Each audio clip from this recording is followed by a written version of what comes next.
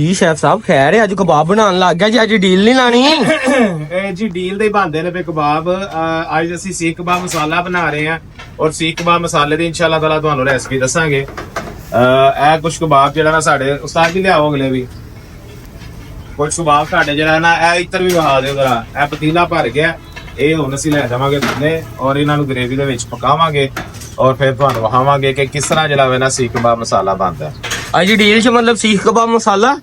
ਹਾਂਜੀ, ਡੀਲ ਦੇ ਵਿੱਚ ਸੀਖ ਕਬਾਬ ਤਿੰਨ ਕਬਾਬ ਹੋਣ ਦੇ ਨਾਲ ਗ੍ਰੇਵੀ ਹੋਏਗੀ, ਨਾਲ ਰੋਟੀ ਨਾਨ ਹੋਏਗਾ, ਨਾਲ ਮਿੱਠੇ ਚਾਵਲ ਤੇ ਨਾਲ ਜਿਹੜਾ ਬਿਨਾ ਰਾਇਤਾ ਸੈਲਡ। ਓਏ ਹੋਏ ਹੋਏ ਹੋਏ, ਮਤਲਬ ਅੱਜ ਤੇ ਮਜ਼ਾ ਆਈਏਗਾ ਆਵਾਮ ਨੂੰ। ਸ਼ੈਫ ਸਾਹਿਬ ਥੱਲੇ ਆ ਗਿਆ ਜੇ, ਕਬਾਬ ਛੱਡ ਆਏ ਜੇ।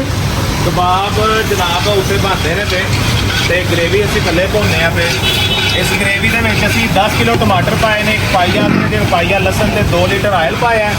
ਉਸ ਤੋਂ ਬਾਅਦ ਜਿਹੜਾ ਵੇ ਨਾ ਆਪਣਾ 2 ਵੱਡੇ ਚਮਚ ਆਪਣਾ ਮਿਰਚ ਤੇ 2 ਵੱਡੇ ਚਮਚ ਅਸੀਂ ਪਾਏ ਨੇ ਨਮਕ ਦੇ, ਯਾਨੀ ਛੋਟੇ 16 ਚਮਚ ਮਿਰਚ ਦੇ ਤੇ 16 ਚਮਚ ਜਿਹੜਾ ਨਾ ਨਮਕ ਦੇ। ਕਬਾਬ ਵੀ ਆ ਗਏ ਨੇ। ਹਾਂ, ਕਬਾਬ ਹੁਣ ਪਾਣੇ ਤੇ ਇਨਸ਼ਾਅੱਲਾ ਤਾਲਾ ਪਾਣੀ ਸਰ ਬੜੀ ਲਾਲੋ ਲਾਲ ਗ੍ਰੇਵੀ ਕੀਤੀ ਏ, ਕੋਈ ਅੱਜ ਲੱਗਦਾ ਕੋਈ ਵੱਖਰੀ ਚੀਜ਼ ਹੀ ਬਣਾਈ ਜਾ ਰਹੀ। ਅੱਜ ਜਨਾਬ ਸੀਖ ਕਬਾਬ ਮਸਾਲਾ ਬਣਦਾ ਪਿਆ। ਇਹਦੀ ਰੈਸਪੀ ਤੁਸੀਂ ਸਾਡੇ YouTube ਚੈਨਲ ਤੇ ਵੀ ਵੇਖੋ ਤੇ YouTube ਚੈਨਲ ਤੇ ਪੁੱਛੇ ਗਏ 10 ਸਵਾਲਾਂ ਦੇ ਜਵਾਬ ਦਿਓ ਤੇ ਫ੍ਰੀ ਐਲਸੀਡੀ ਜਿੱਤੋ।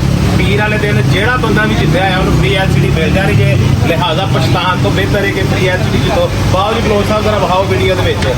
ਇਹ ਜਨਾਬ ਸਾਡੇ ਭੁੰਨੇ ਜਿਸ ਤਰ੍ਹਾਂ ਭੁਜਿਆ ਜਿਹਾ ਗ੍ਰੇਵੀ ਹੁੰਦੀ ਹੈ ਨਾ, ਹਲਕੀ ਜਿਹੀ ਨਾਲ ਰੈਸਪੀ ਜੀ ਗ੍ਰੇਵੀ ਹੋਏਗੀ ਤੇ ਨਾਲ ਜਿਹੜਾ ਨਾ ਇਨਸ਼ਾਅੱਲਾ ਤਾਲਾ 3 ਕਬਾਬ ਤੁਹਾਨੂੰ ਮਿਲਣਗੇ ਤੇ 290 ਰੁਪਏ ਦੀ ਡੀਲ ਜੇ ਸਬਜ਼ ਮਿਰਚਾਂ ਵੀ ਪਾਓ ਤੇ ਫੌਰੀ ਤੌਰ ਤੇ ਪਹੁੰਚੋ ਤੇ ਡੀਲ ਆ ਕੇ ਇੰਜੋਏ ਕਰੋ। Thank you. ਅੱਛਾ ਜੀ, ਆਪਣਾ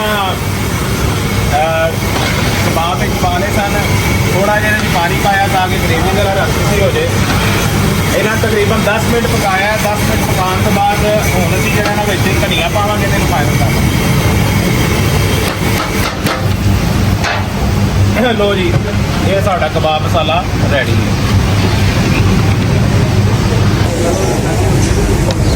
ਸ਼ੈਫ ਸਾਹਿਬ ਇੰਨਾ ਬੜਾ ਖਾਣਾ ਪੂਰੇ ਮਹੱਲੇ ਨੂੰ ਖਵਾਉਣਾ ਜੇ। ਪੂਰੇ ਮਹੱਲੇ ਨੂੰ ਨਹੀਂ ਖਵਾਉਣਾ ਹੈ, ਬੇਵਕੂਫ ਇਨਸਾਨ।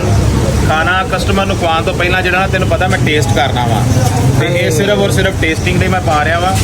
ਖਾਵਾਂਗੇ ਇਨਸ਼ਾਅੱਲਾ ਤਾਲਾ ਦੋਵੇਂ ਰਲ ਕੇ, ਜ਼ਰਾ ਫ੍ਰੀ ਹੋ ਰਹੀ ਹੈ ਤੇ ਚੈੱਕ ਕਰਨੇ ਆ कैसा है। माशाल्लाह टेस्ट माशाल्लाह शेफ साहब डाइटिंग करी